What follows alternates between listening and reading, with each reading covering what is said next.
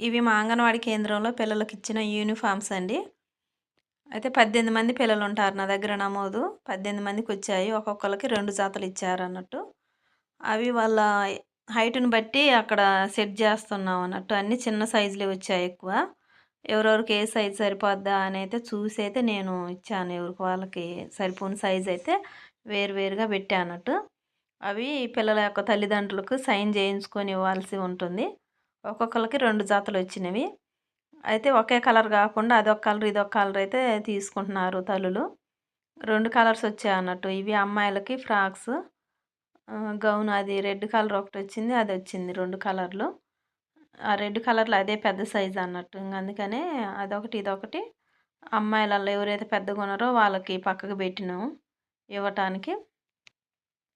అలాగే అబ్బాయిలు గాని పెద్దగున్న వాళ్ళెవరో వాళ్ళకి అందులో పెద్దవి వెతికి